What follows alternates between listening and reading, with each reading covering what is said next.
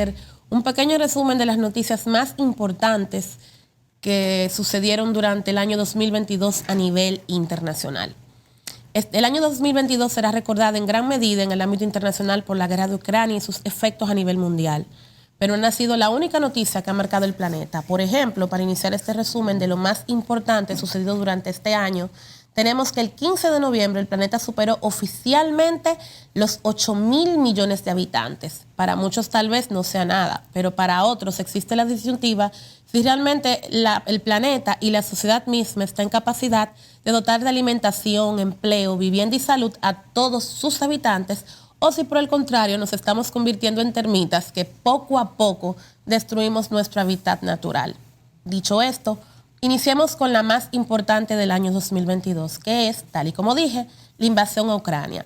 El 24 de febrero, el presidente ruso Vladimir Putin llevó más allá el conflicto de casi 10 años que llevaba con su vecina Ucrania, lanzando la mayor ofensiva militar que ha vivido Europa desde la Segunda Guerra Mundial. Más de 9 meses después, el conflicto sigue abierto y los muertos y desplazados se cuentan por miles. Hay que decir que este conflicto no es el único que vive el mundo. De hecho, hay otros 10 conflictos en activos, cuyos fallecidos superan por mucho los de este conflicto en específico, pero sus participantes no tienen la importancia geopolítica de este, ni impactan a nivel económico a todo el planeta. Recordemos que Rusia es uno de los mayores proveedores de combustible y ambos países proveen parte importante de los granos de consumo mundial, así como del acero de construcción, por lo que el conflicto ha trascendido fronteras, provocando crisis energética con sabotajes a gasoductos, intentos apresurados por reducir la dependencia de Europa de Rusia y la crisis alimentaria, sobre todo en países en vía de desarrollo. Rusia ha recibido sanciones importantes y la OTAN ha sido la gran gananciosa, fortaleciéndose ante el enemigo común. Siguiendo con la misma Rusia, el 30 de agosto falleció Mikhail Gorbachev, el expresidente ruso. Fue despedido sin grandes alardes por parte de los rusos, pero con grandes reconocimientos internacionales. Por otro lado, y siguiendo en Oriente, en China, Xi Jinping ha sido avalado por un tercer mandato presidencial. Un hecho sin precedentes en un congreso en el que fue repudiado ante los ojos de todo el mundo su predecesor Hu Jintao. El país ha despedido también a su antiguo líder Jiang Zemin, fallecido el 30 de noviembre. En la calle, entre tanto, se han visto protestas por las medidas restrictivas contra el COVID, modificada en diciembre a costa de un previsible aumento de contagios. Por el lado económico, China, por primera vez en este siglo, no obtuvo los niveles de crecimiento acostumbrados y numerosas empresas han cerrado o están al borde de la bancarrota, producto de las medidas anti-COVID que no les permiten operar a tiempo completo, lo que también ha creado un efecto mariposa en todo el mundo, puesto que el mayor productor del planeta no está operando a total capacidad. El terrorismo, por su parte, parece haber sufrido pérdidas sensibles, ya que en el caso de Al-Qaeda, Ayman al-Zawahiri murió el 31 de julio en una operación de Estados Unidos en el pleno centro de Kabul, mientras el Estado Islámico, cada vez más fuerte en África, ha quedado descabezado 2 veces, en febrero y octubre. Norcorea, que durante el régimen de Trump pareció tranquilizarse, ha redoblado su desafío armamentístico con el lanzamiento de decenas de misiles y la sospecha constante sobre un inminente ensayo nuclear. Un misil sobrevoló Japón el 4 de octubre y otro cruzó de facto la frontera con Corea del Sur el 4 de noviembre. Llegamos a la Pelosi, la presidenta de la Cámara de Representantes de los Estados Unidos.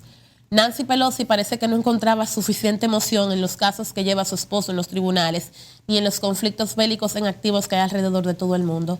Así que ella decidió realizar una visita de cortesía a Taiwán el 2 de agosto, desatando una escalada de tensión sin precedentes.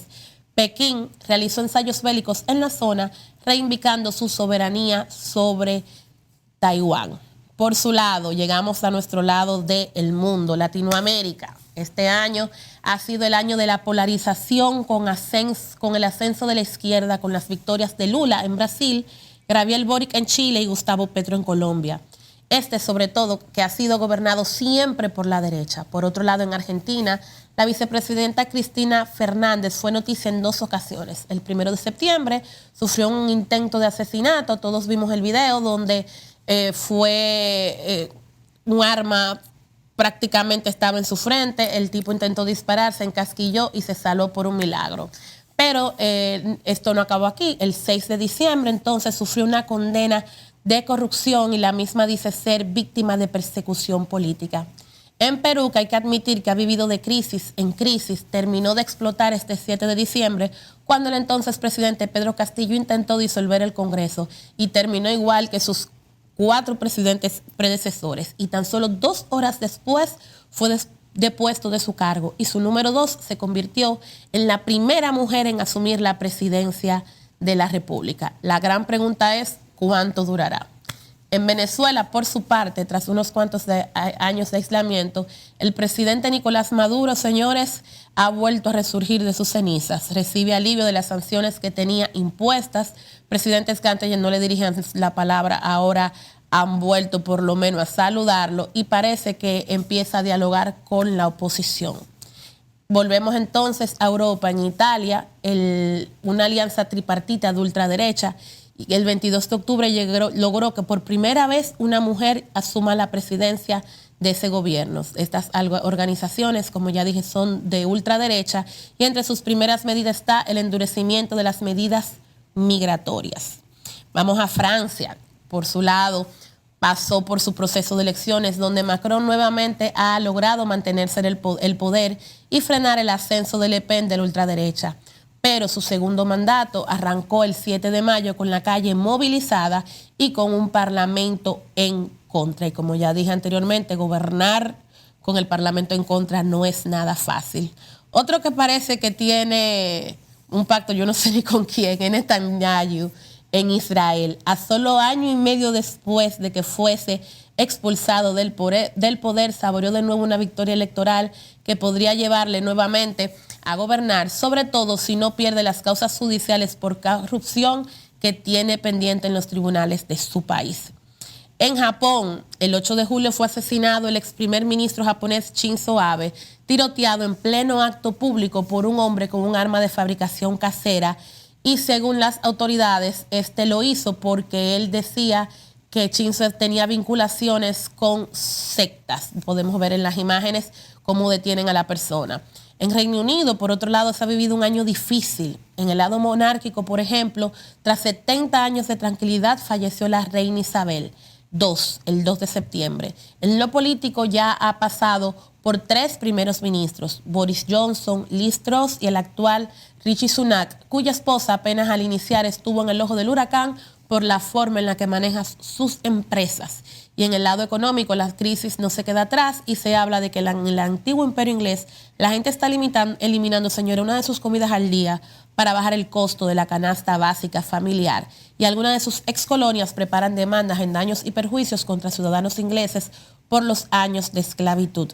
A esto súmele que hay declaraciones del príncipe Harry, un libro que acaba de publicar, más una serie de Netflix que se publicó hace unas semanas, que han creado una especie de pandemonium, que incluso han hecho que su padre lo saque y le impida participar de la coronación, y será el único miembro de la familia real que no participará, y esto ha creado muchas noticias en torno al tema.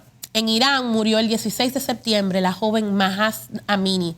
Esta joven fue detenida por llevar mal el velo, pero falleció en manos de la policía y desató una ola de protestas que ha sido enfrentada con dureza por el régimen, que ya admite las primeras ejecuciones de detenidos. Y según ONG, los muertos van por unos 400. Ahí vemos las imágenes de cómo quedó la joven, cómo se le entregó la policía a su familia. Los fallecidos van por encima de 400, según algunas ONG, y mucha gente se queja de que todas estas golpizas han pasado desapercibidas ante la indiferencia internacional, a la que solo parece importar lo que hace Putin, Norcorea y China, y nada más. En Estados Unidos, por otra parte, las elecciones dejaron un Congreso dividido. Los republicanos controlan la Cámara de Representantes y los demócratas el Senado, aunque no es por mucho, solo por 2 votos. Su presidente cada vez luce más disminuido políticamente e incluso en sus capacidades físicas, como podrán ver en cualquier video que usted encuentre en internet. Donald Trump sigue bajo investigación, pero confirma que quiere volver a la Casa Blanca. 2 años después del inicio del conflicto, el gobierno de Etiopía y la guerrilla del Frente Popular para la Liberación del Tigray firmaron al fin, el 2 de noviembre, un alto al fuego. En el ámbito humanitario ha permitido alivianar una situación grave de hambruna. Una noticia que también nos horrorizó a todos fue una celebración de Halloween que terminó, señores, en una estampida donde fallecieron más de 159 personas en Corea del Sur. Un mes antes, en Indonesia, se vivió una tragedia similar con más de 130 fallecidos en un estadio de fútbol. Y en el Magreb, el aval de España al Plan de Autonomía de Marruecos para el Sahara Occidental, el 18 de marzo desencadenó una serie de reacciones que, si bien aplacó las tensiones entre Madrid y Rabat, abrió un nuevo frente con Argel, que ha tejido relaciones con otros gobiernos europeos. Si usted no sabe lo que es el Magreb, son los países que están en la parte norte del África, son unos 6 países con unos 80 y pico de millones de habitantes.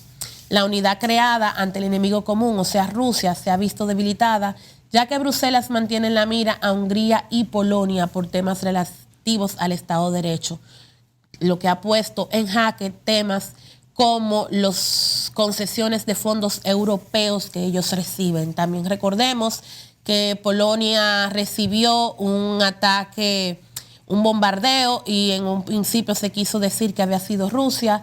Luego se descubrió que no, y muy posiblemente haya sido fuego amigo por error de parte de Ucrania. Como ven, Ucrania hasta cierto punto y los conflictos bélicos han sido parte importante de lo que ha sucedido a nivel internacional. Tal vez no sea necesariamente lo más importante, pero sí lo que más ha llamado la atención y lo que geopolíticamente ha afectado más la economía mundial. Como bien dije ya, con el caso, por ejemplo, de Irán y con otros casos de conflictos bélicos como el de Etiopía, son casos que ya llevan muchísimos años, pero que tal vez al sus protagonistas no tener una importancia en el tablero geopolítico, no han conseguido el apoyo mediático que necesitan para que la sociedad pueda voltear hacia allí.